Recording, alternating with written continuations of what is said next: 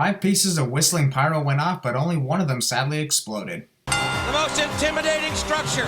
I truthfully believe this is the beginning of the commentators refer to Cage as the most intimidating structure cliche, as the same thing is used years later for Hell in a Cell and the Elimination Chamber. Gains the advantage by sending a... Man, this ring announcer hesitates so many times when announcing the rules of WarGames. The match beyond begins. So the supposed match beyond is just your average submission match inside a cage. Gotcha. There will be no countouts. Because you're inside a freaking cage. From looking at this small ass cage in WarGames, I'd feel bad for any of the wrestlers if they were claustrophobic. That'd suck for them.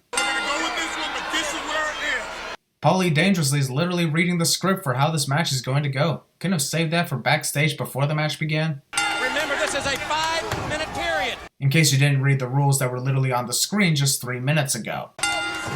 Wyndham raking the eyes. Actually, Barry Windham raked Steve Austin's ear, which caused temporary blindness. What's next? Is Barry going to rake Steve's eyes and cause deafness? The coin toss will be held right after this.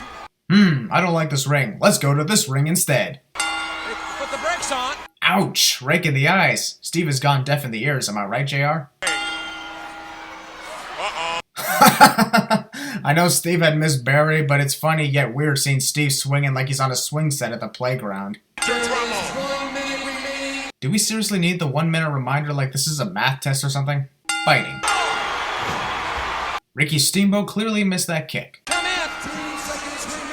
These constant reminders of how many seconds are remaining is so annoying. Starting to develop a headache here. Does this mean we'll be getting constant reminders of the time at NXT TakeOver? Come in first.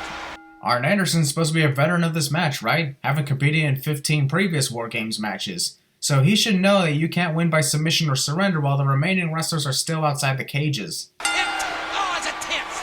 It is almost. Man, JR doesn't even know what to say during this match. Stuttercade over here. And Steamboat. Now Steamboat with the advantage. Actually, no he doesn't, because Ricky had the figure 4 leg lock on Rick Rude, who turned over on his front. Plus, you just saw Ricky tap out too, so it's kind of obvious that Rick has the advantage here. Medusa and Sting being on the top of the cage was one of the coolest moments of the match in my view, even despite the fact that they could accidentally step on the head of one of the inside wrestlers considering the cage is so damn small. But still, cool moment. The way Paul was chanting go. For the next 2. What a devastating kick to the air. Or surrender. With 10 freaking wrestlers in the ring at one time and the referees on the outside, it's going to be next to impossible to even be able to determine where a submission or surrender is taking place. How does the referee hear who submits? Jesse Ventura would be great at Cinema Sins 2 expansion. Tearing apart the ring ropes, in other words, property damage. There are so many submission holds everywhere that I'm wondering why there aren't like 9 or 10 referees outside the cage. Like, what would happen if both sides surrender? Ow, my hands!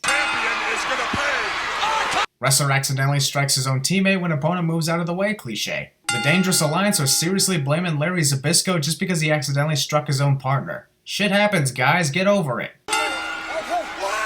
Paul's cringe attempt at striking Larry.